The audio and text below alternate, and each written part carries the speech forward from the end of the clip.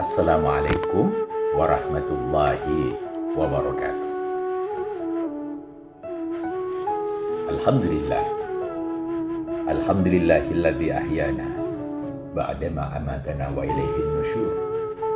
Asyhadu an la ilaha illallah wa asyhadu anna Muhammadan abduhu wa rasuluh. Allahumma shalli wa sallim wa barik ala sayyidina Muhammad wa ala alihi wa ashabihi ajma'in. La haula wa la quwata illa billahil aliyil azim. Amma ba'd. Para pendengar dan penyimak siaran Radio Republik Indonesia program 4 ini, puji syukur mari kita panjatkan kehadirat Allah Subhanahu wa taala yang menganugerahkan kepada kita kesempatan dan kesehatan, yang dengan waktu yang kita sempatkan itu dan kita sehat. Alhamdulillah, banyak hal dalam kehidupan ini yang membawa kita kepada hidup yang tidak hanya hidup, tidak hanya bisa mengeluarkan dan memasukkan nafas, tapi kita hidup ke arah yang berhasil. Hidup yang berhasil itu adalah, ya betul, tidak hanya hidup, tapi ada hal-hal tertentu yang layak kita perhatikan dalam hidup ini. Yang insya Allah mulai minggu-minggu ini kita akan membawa ke dalam hal-hal mendasar dalam kajian agama Islam yang mengarahkan kita kepada fokus hidup yang berhasil dengan tidak mengabaikan poin-poin penting ajaran mendasar itu, baik terkait dengan niat, terkait dengan fokus perbuatan yang mengarah kepada keajaiban yang bagus, tapi kita tidak meninggalkan hal-hal yang bersifat dosa dan seterusnya yang layak kita perhatikan bersama. Kita mulai pertama kali ini dengan membahas mengenai niat. Niat dan fokus keberhasilannya. Sehingga terkait dengan niat ini, Rasul Shallallahu Alaihi Wasallam, nanti kita sampaikan salah satu hadis. Yang pertama hadis tentang niat, yang kedua hadis mengenai apa yang banyak dibaca oleh Rasul sehingga kehidupan yang dilalui oleh umat-umat di masa beliau itu banyak jelas fokusnya, dan mereka adalah umat yang disebut khairul quruni qarni.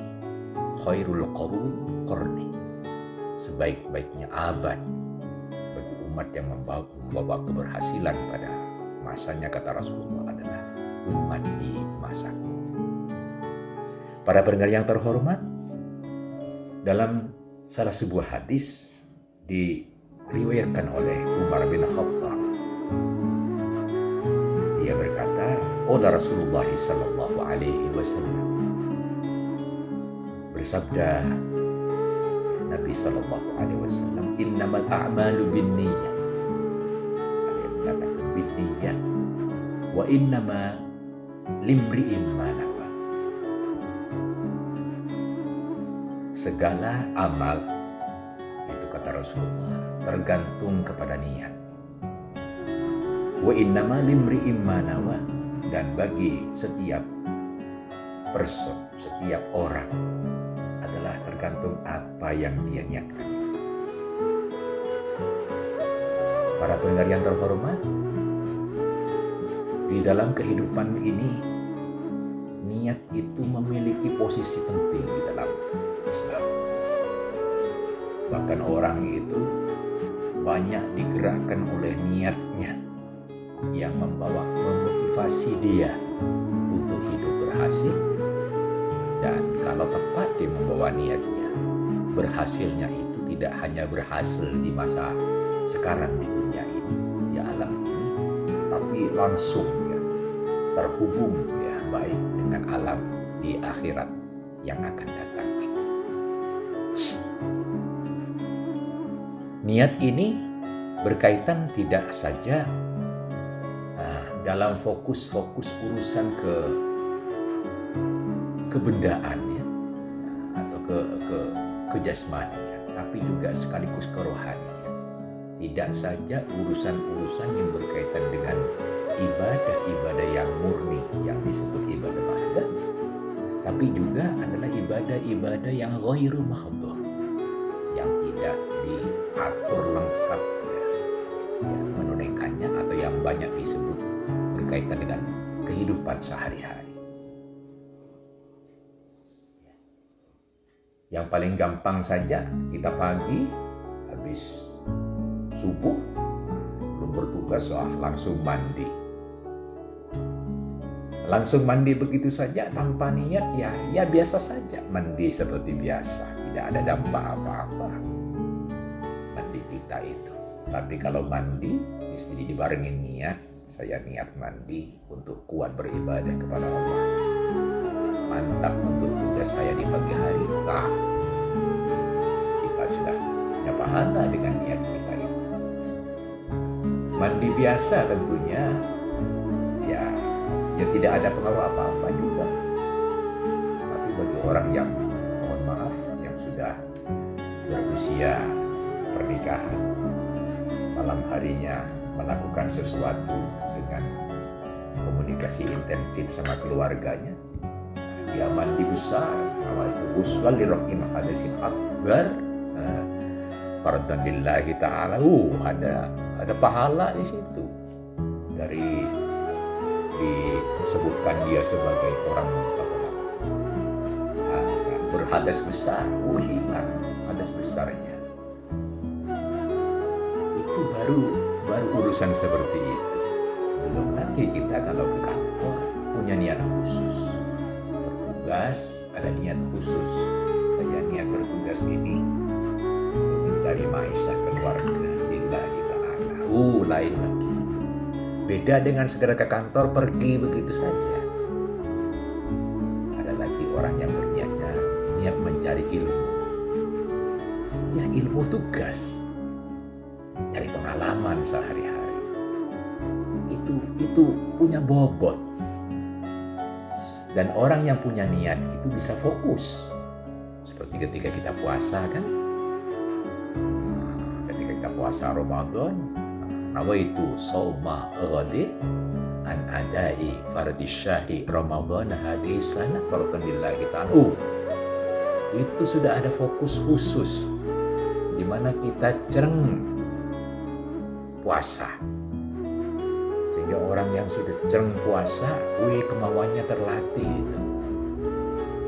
Tubuhnya tiba-tiba yang tadinya niat tanpa niat itu berat puasa, begitu niat itu kuat ini, mulai daya tahan sana sini, otot-otot sudah mulai menyatukan diri ya, untuk fokus hanya melakukan tugas puasa dan tidak boleh tidak, sehingga imunitas istilahnya itu sudah menyatu ya, untuk satu keutuhan puasa dari sejak terbit fajar sampai dengan terbenam matahari.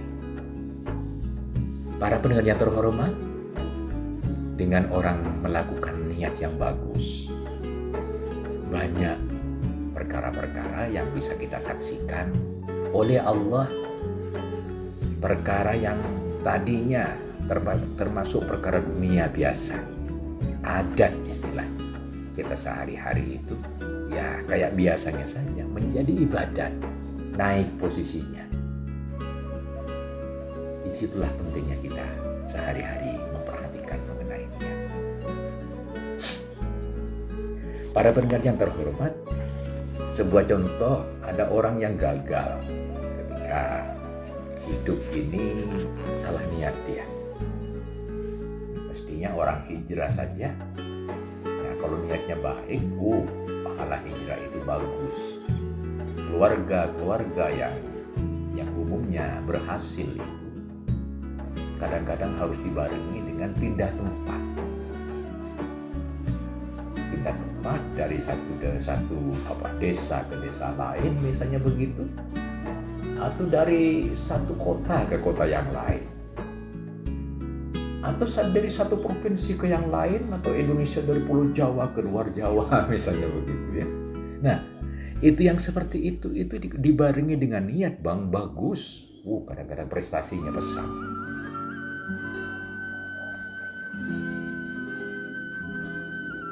Tapi kalau niatnya itu arahnya bukan ke arah yang betul, maka kesia-siaan yang ada. Dicontohkan oleh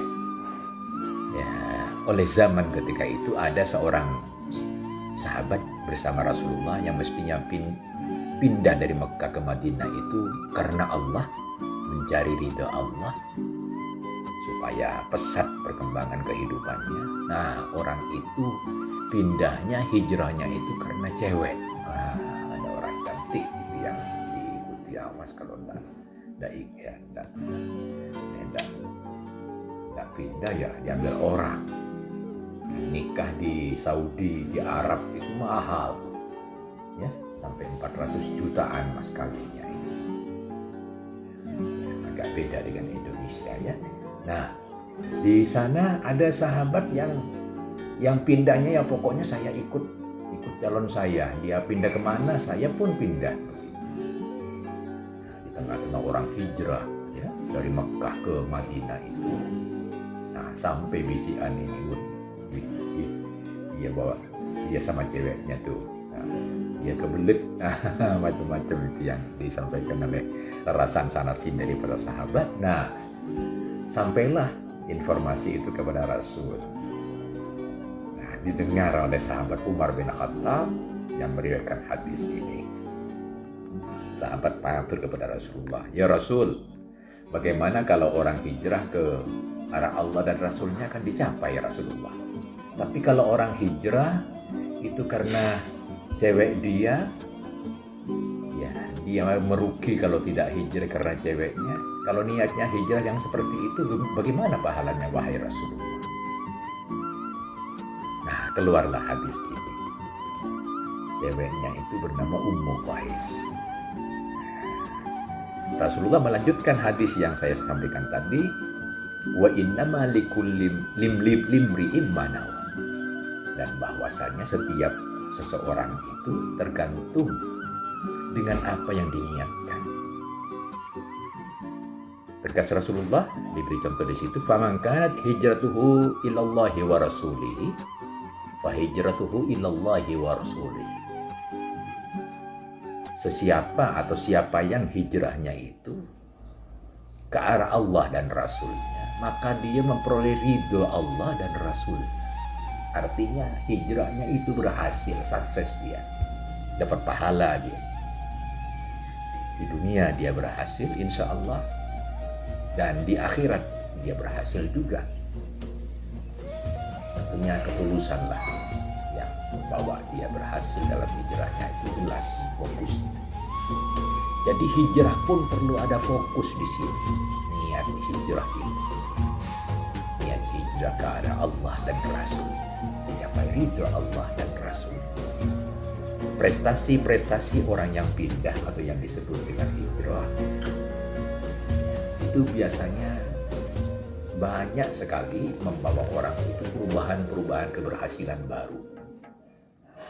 Seperti kita maklum bahwa itu sisi lain bukan semata-mata pindah itu, hijrah itu, tapi di situ karena ada faktor niat yang membawa dia terjurus ke arah berhasil.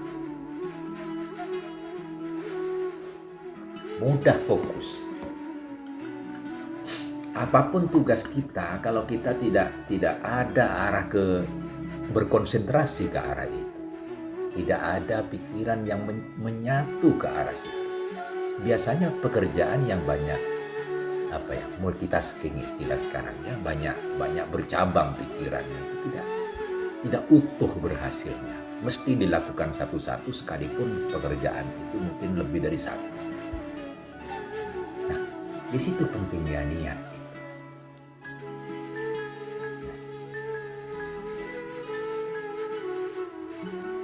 Maka Katanya Rasulullah, fahijratuhu ilallahi wa rasulihi. Kalau sudah jelas fokusnya ke arah Allah dan Rasulnya, dari hijrah itu berhasil dia. Nah, tapi dilanjutkan juga, wa man kanat hijratuhu lidunya yusibuha aw imra'atin yatazawwajuha atau yankihuha wa hijratuhu ila ma hajara ilaihi. Tapi siapa yang hijrahnya itu untuk kepentingan dunia atau untuk kepentingan cewek, ya calon dia, ya, yang kesemsem dia itu kepadanya, fa hijratuhu ila ma hajara ilaihi, maka hijrahnya itu hanya memperoleh apa yang dia hijrahkan. Kalau arah hijrahnya itu untuk pasangan, ya dapat pasangan. Kalau hijrahnya untuk kepentingan dunia saja, mencari dunia, ya dapat dunia. Tapi kalau untuk kepentingan, ya hijrahnya itu untuk kepentingan ke arah Allah dan Rasulnya. Nah, bagaimana dengan hal-hal duniawi yang dia juga diinginkan di situ? Iya tentunya kan tidak akan lepas dari situ. Nah, di situ berhasil dia. Para pendengar yang terhormat, kenapa ini dibawa ke arah hijrah? Sebagai contoh yang ada ketika itu, karena memang banyak hijrah itu membawa keberhasilan. Hijrah seperti kita maklum, ada kalanya hijrah fisik saja, tapi ada kalanya hijrah itu bukan sekedar fisik, tapi ada hijrah psikis. Misalnya hijrah pemikiran, hijrah berkaitan dengan perhatian, kehidupan yang ingin lebih terjurus kepada keberhasilan, kepada peningkatan. Maka hijrah seperti itu tentunya agak berbeda. Orang yang hijrahnya karena naik pangkat dan fokus ke arah yang benar, tentunya pangkatnya berhasil dengan kenaikannya itu. Yang kedua, dapat ridho Allah juga dengan hijrahnya itu. Para pendengar yang terhormat, pada hijrah yang demikian itu sebetulnya kalau kita simak bersama-sama, banyak para ahli memberi perhatian khusus dengan pandangannya berkaitan dengan niat itu.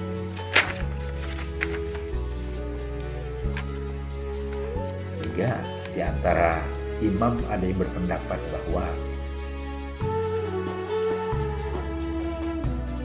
sepakat orang-orang muslim tentang posisi besarnya niat dan pahala-pahala faedah niat dan kesehatan dan kesahan-kesahannya di dalam kehidupan. Misalnya Imam Asy-Syafi'i dan pengikut-pengikutnya berpendapat huwa sulusul Islam. Niat itu masuk ke dalam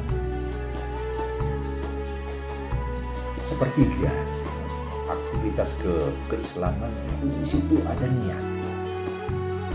Berarti kehidupan ini banyak berhasilnya itu didominasi oleh niat-niat yang betul.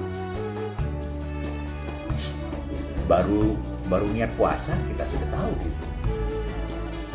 Begitu pula niat ke kantor bagi orang yang sambil niat belajar, wah itu mungkin bisa jadi ya pahalanya di samping besar itu dia ada kesungguhan dia. Karena ke kantor itu juga bisa dalam wahana belajar. Orang belajar tidak pernah ketinggalan. Dan orang yang jelas fokusnya ke kantor itu untuk belajar, maka dia terus tambah pengalaman dan pengalaman. Kawan-kawan yang bagus dia tiru. Bahkan ada iri yang dibolehkan dalam agama itu, yaitu iri karena ingin meniru orang itu dalam berprestasi. Nah, itu boleh iri seperti itu, tapi bukan hasud. iri dua, ada dua iri yang dibolehkan dalam agama itu. Pertama, iri berkaitan dengan orang yang suka bersedekah.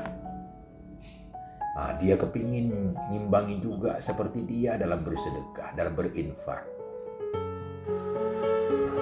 Iri seperti itu boleh. Di kantor ada orang berprestasi cemerlang.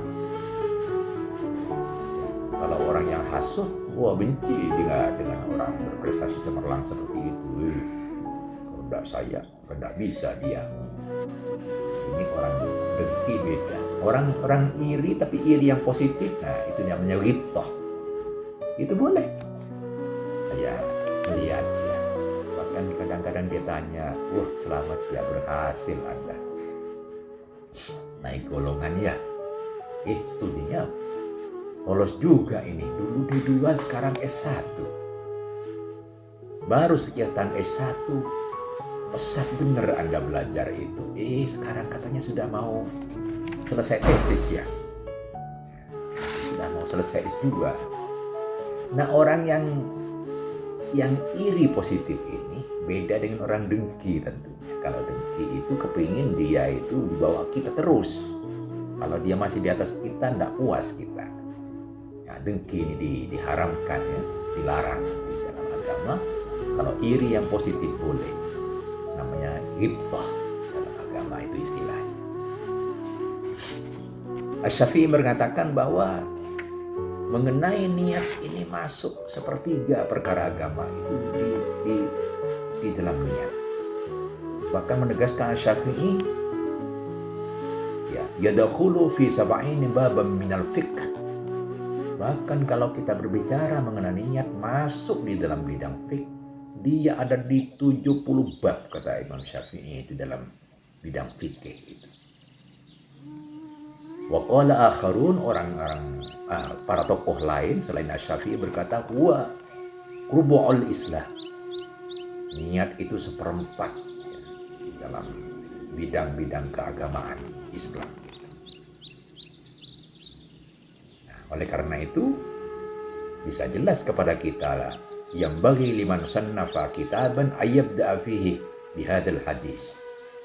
Karena itu banyak kita lihat siapa-siapa saja yang biasa menulis buku, menulis kitab, itu kebanyakannya mendahulukan babnya dengan membahas kitab niat ini atau persoalan niat ini.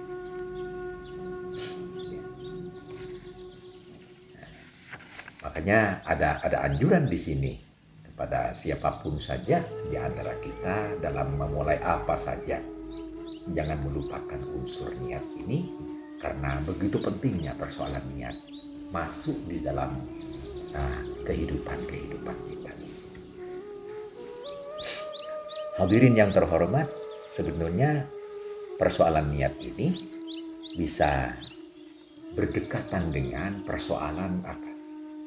Persoalan hidup yang berhasil itu sendiri, yaitu bahagia dunia dan bahagia akhirat.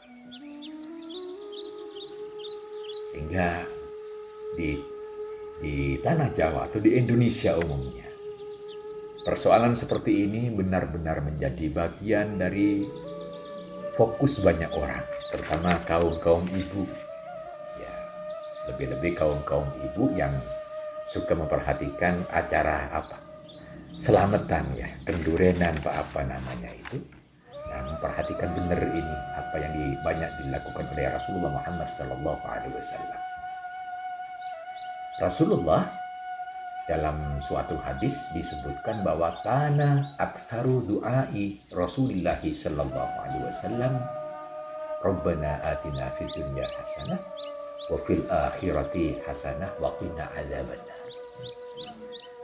Adalah pada kebanyakan doa Rasulullah Sallallahu Alaihi Wasallam adalah ungkapan Rabbana atina fid dunya hasanah wa fil akhirati hasanah wa qina adzabannar.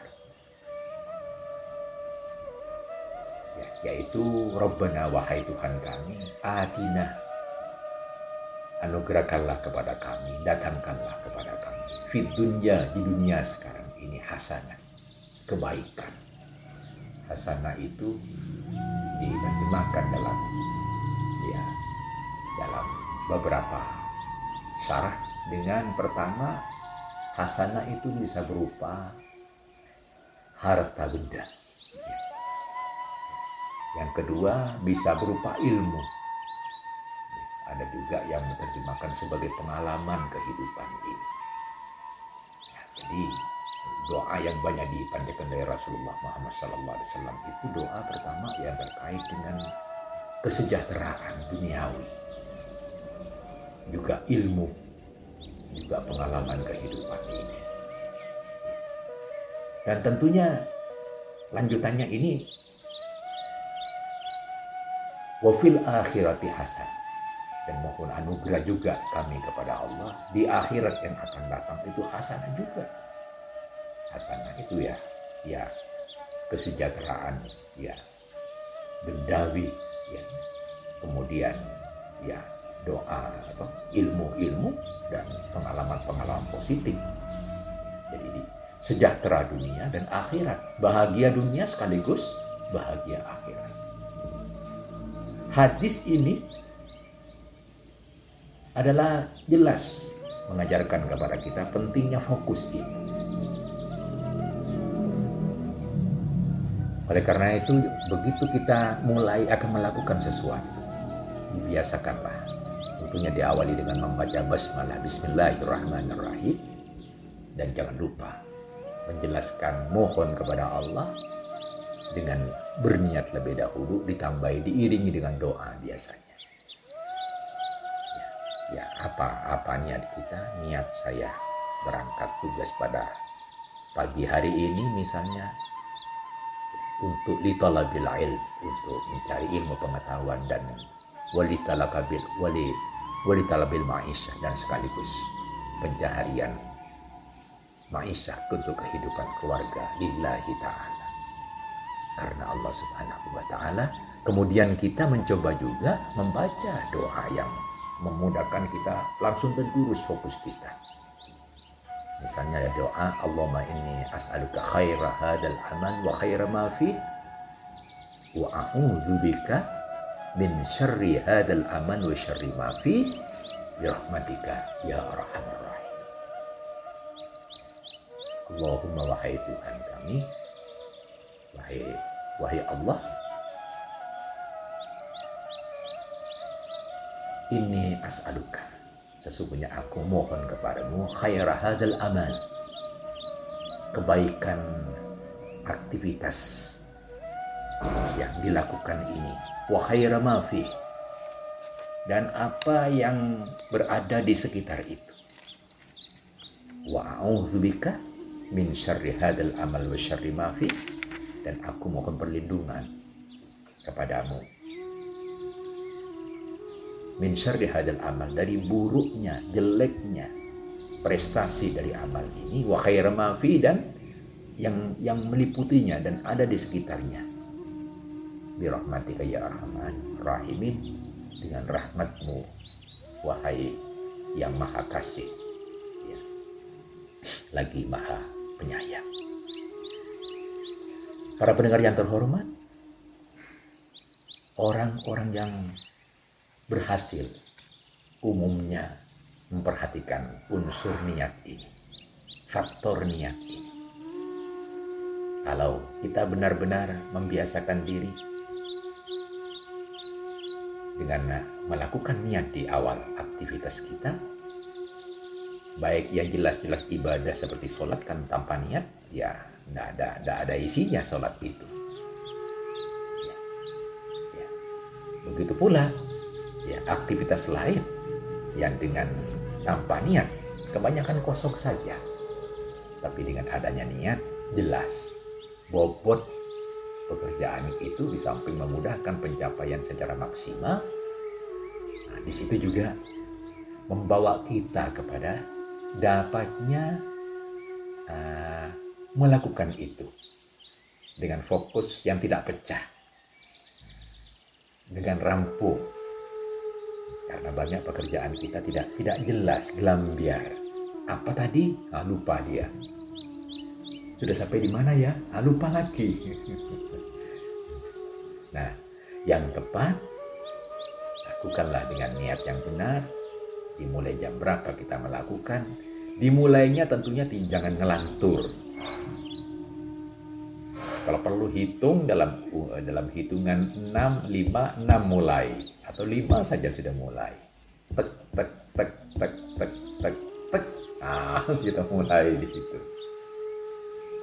Permulaan seperti itu yang tidak ditunda-tunda, dilakukan tepat pada waktunya. Menjadikan aktivitas kita aktivitas yang benar-benar bisa optimal. Tepat awal waktunya. Dan insya Allah kalau dikehendaki tepat juga akhir waktu kita dan bobot pekerjaannya bisa diandalkan. Ini barangkali untuk hari ini kita anggap ini bagian yang pertama. Insya Allah dalam dua kesempatan kita bahas ini sehingga benar-benar apa yang kita fokuskan dari niat yang kita hadapi ini dengan aktivitas yang kita selesaikan, ya berbanding seimbang, gitu ya, berbanding seimbang dari awal sampai akhir kegiatan. Mari kita biasakan, ya, dalam diri kita, ya, memotivasi diri dengan baik, lalu menggunakan niat ini sebagai wahana pendorong amal ke arah selesai. Ya, seperti yang diharapkan dan selesai dalam keadaan yang berhasil. Dan perlu diketahui juga bahwa hidup ini sebenarnya adalah sekali di dunia ini yang akan terulang lagi dalam kehidupan di alam lain, di akhirat, di negeri lain yang akan datang kalau saja benar kita melakukan niat tulus lillahi ta'ala, karena Allah subhanahu wa ta'ala. Para pendengar yang terhormat, saya kira sampai di sini, ya, penyampaian ini insya Allah kita akan sampaikan lagi pada kesempatan yang akan datang sebagai bagian dari fokus kita, ya, di persoalan niat dan fokus keberhasilan ini. Mudah-mudahan ada manfaatnya. Ada salah, ada khilaf dari saya, mohon maaf.